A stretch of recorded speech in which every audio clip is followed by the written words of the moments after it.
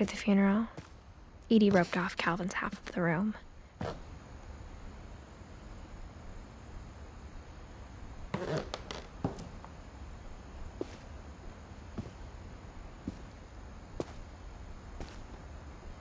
Mom said Grandpa Sam enlisted at 18 and never set foot in the room again.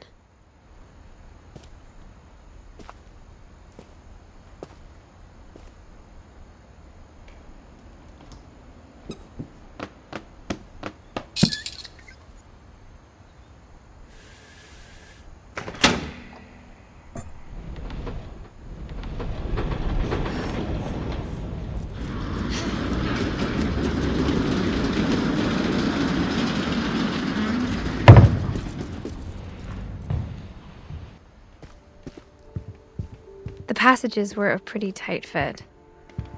They'd obviously been built for smaller hands and bellies.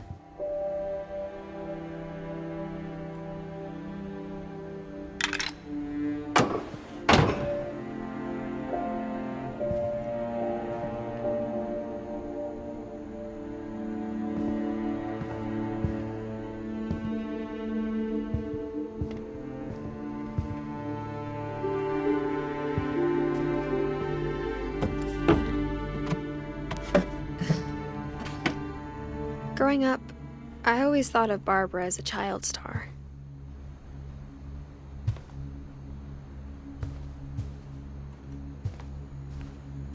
I never thought about how hard it must have been for her afterwards.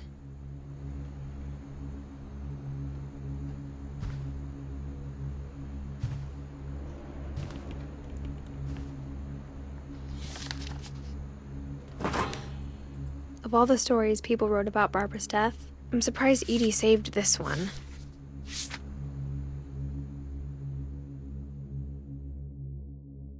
Old Jack here with another ghastly tale inspired by America's most unfortunate family. I'm calling it The Surprise Ending of Barbara Finch. As a child star, Barbara was famous for her scream. Now at 16, she was all washed up, a has-been. But in a lucky break, she'd been asked to perform her signature scream at a local convention for monster movie fans. It was just the boost her career needed. Unfortunately, her scream hadn't aged well. Getting better. I think you just need the right motivation. Her biggest fan and current boyfriend, Rick, was about to demonstrate when... Now that was a great scream. It was Barbara's father, Sven. He'd slipped into a table saw and had to be rushed to the emergency room. So Barbara got stuck babysitting her youngest brother, Walter. Her convention comeback was cancelled. Okay, I'm hearing frustration, but I'm not hearing terror. What if I tried... A gang of hoodlums in Halloween masks have been terrorizing Orcas Island tonight. Police are urging residents to... That came from the basement. You're right! Also, I loved your delivery on that. Why is your basement door locked? Because my dad likes making puzzles and secret passages. There's a key hidden in the music box. The secret is to keep winding and winding until finally the key pops out. Thanks, babe. I'll be back in a sec. 20 minutes later, Rick hadn't returned. So Barbara went to look for him, right on cue. She reached for the music box. And as she wound the key, she listened for Rick, but the house was silent.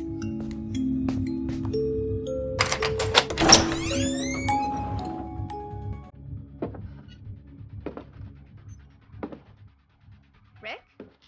Are you okay? She found Rick's crutch and imagined the worst.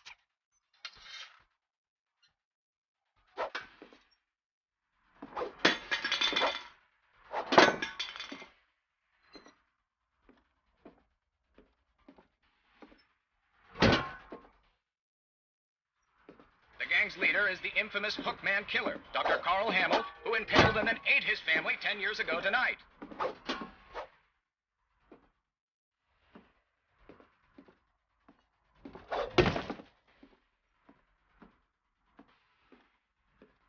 The old fridge rattled and grew still.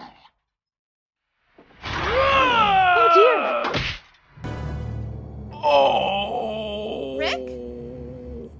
Barb, relax. I was just trying to scare you to help you find your scream. Well, I'm not scared, Rick. I'm furious. Then act furious. All I'm getting from you now is that you're hurt and confused and you... She threw him out, but she kept a little something to remember him by. Barb, have you seen my other crutch? And she was still holding it when she fell asleep watching the late picture show. Hours later... Barbara! Walter, what's going on up there? Ah! Okay, I'm coming up, but if this is a trick, you're dead, Walter.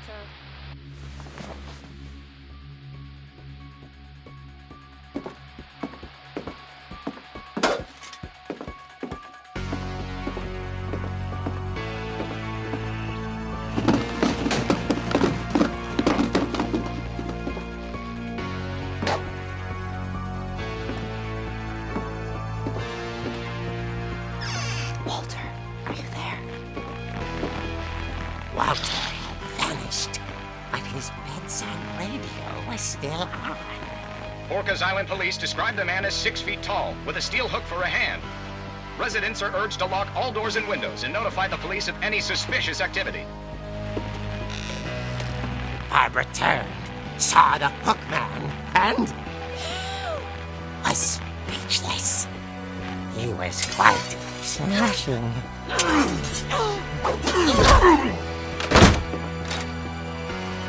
And he was.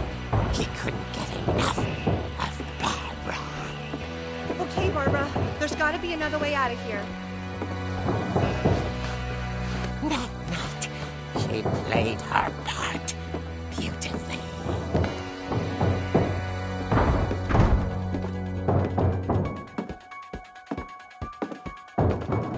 Molly's door hadn't been opened in years. The hinges groaned.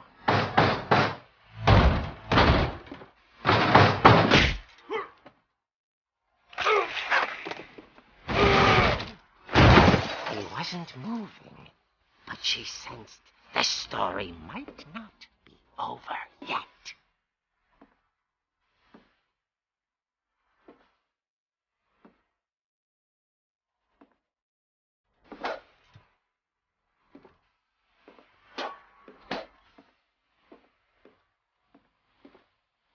The hookman had vanished. She listened for his breathing, but all she heard was...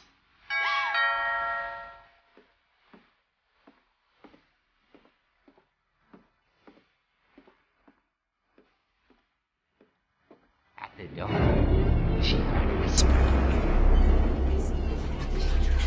It was coming from inside the house.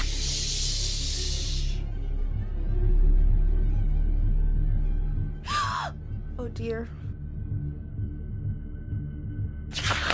The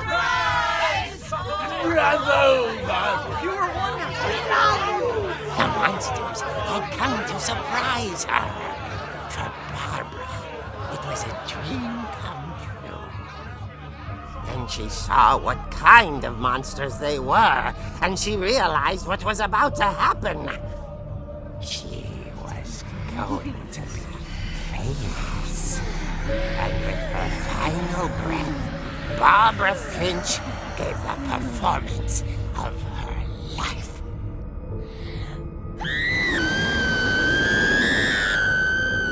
I wasn't there myself, but I hear Barbara was magnificent. Poor girl. She had a taste for stardom. But unfortunately, so did her fans. Of course, the police blamed it all on poor Rick. who disappeared the same night. And little Walter, hiding under his bed the whole time. He took it all pretty hard, but that's another story. As for Barbara, tucked inside the music box is all they ever found of her. Her ear. Now that's what I call a real eerie tale.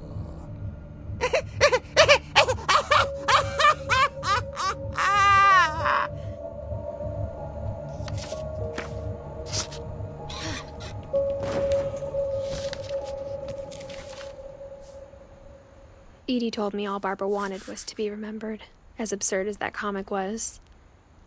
Maybe what Edie saw was a happy ending.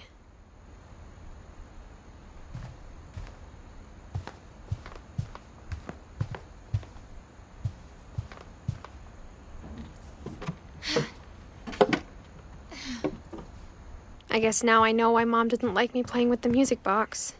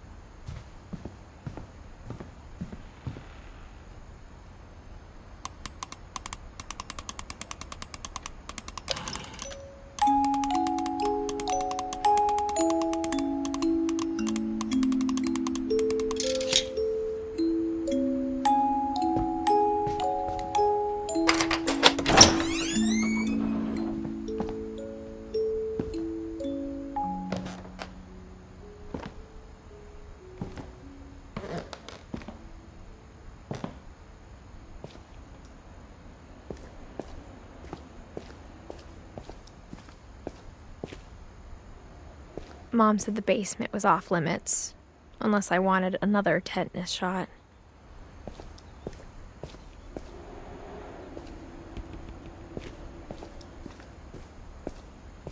I saw Edie sneak down to the basement once, carrying packages. I thought maybe she was hiding presents.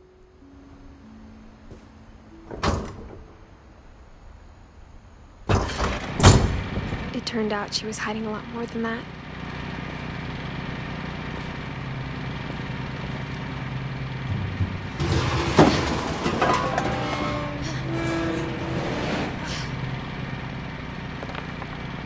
I remember asking Mom once about where Walter had gone. She said after Barbara died, he got as far away as he could. If there's a pattern in all these stories, I think it's that none of us has gotten very far.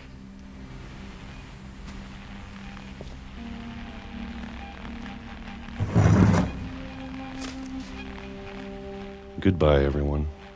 I can't believe I've been down here for 30 years. On that first day, after the shaking started, I didn't think I'd survive a week.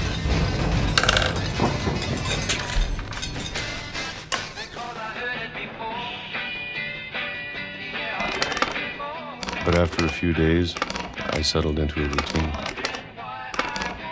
That's what kept me sane. Having a schedule, living for today. I always expected to be dead tomorrow. But if you wait long enough, you get used to anything.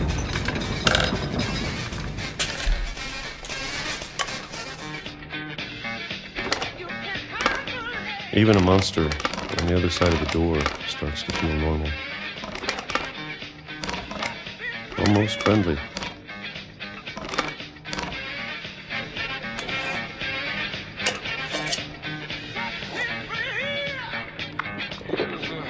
And then one day, everything just stopped. Whatever that thing was, it was gone. Maybe it got tired of waiting. Or maybe I just got tired of being afraid.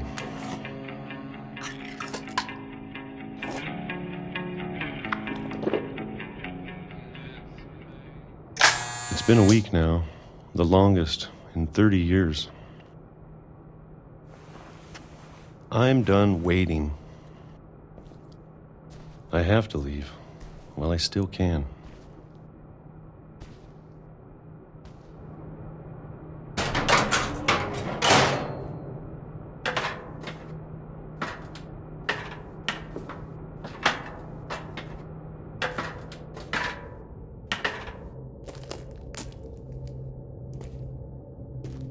I know it's out there somewhere. Whatever killed Barbara and Molly and Calvin. Maybe this is all a mistake. But I need to stop living the same day, even if it kills me.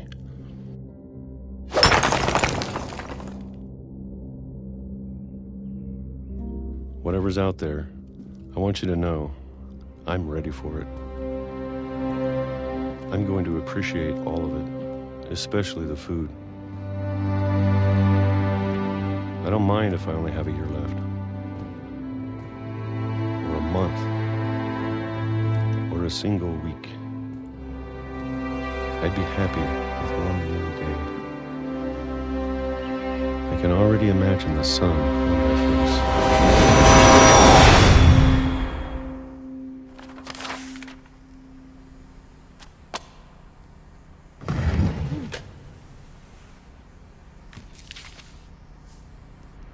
Walter died when I was 6. I can't believe my mom never told me he was down here. I'm sure my mom was trying to protect me.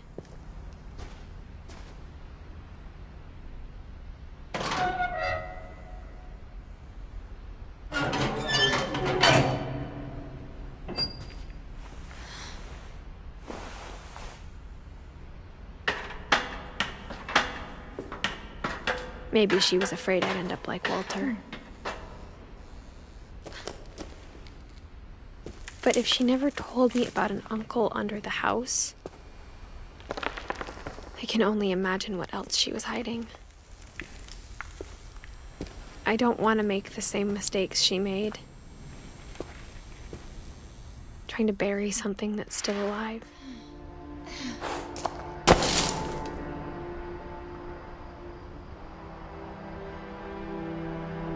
Now that there's only one of us left, or maybe 2,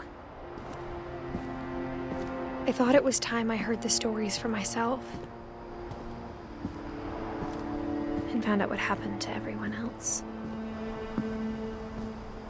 But now I'm worried the stories themselves might be the problem. Maybe we believed so much in a family curse, we made it real.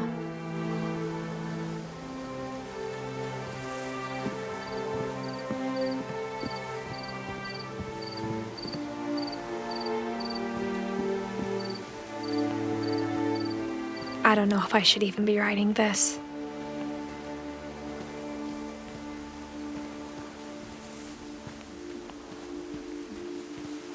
Maybe it'd be better if all this just died with me.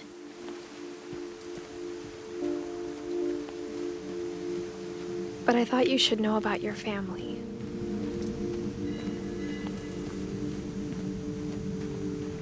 And the history you're a part of.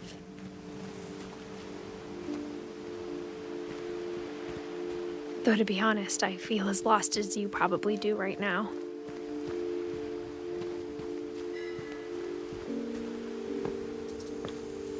I think the people in these stories believed them, for what that's worth.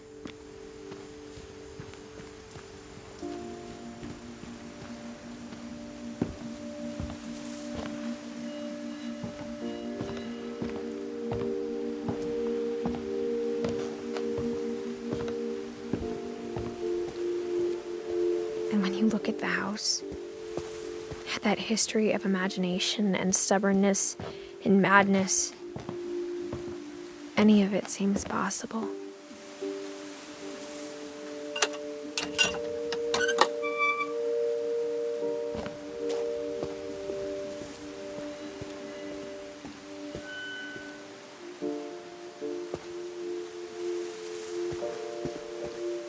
I think we've been surrounded by death for so long, we've just gotten used to it. What kind of family finishes building a cemetery before starting the house?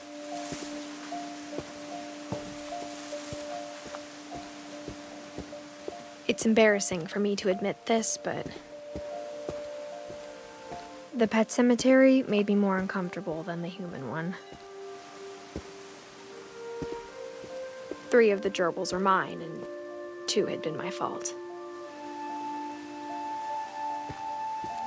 Sven built the house, but it was Edie who designed the cemetery.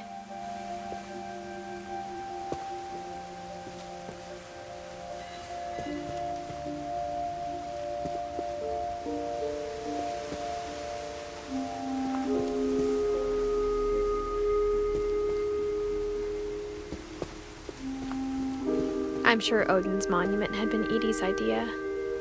My mom was always trying to move on, but for Edie, the past never went away.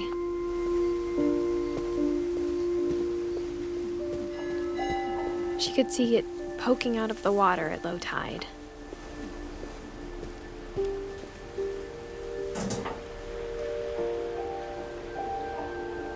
Edie said she dreamed about the old house every night.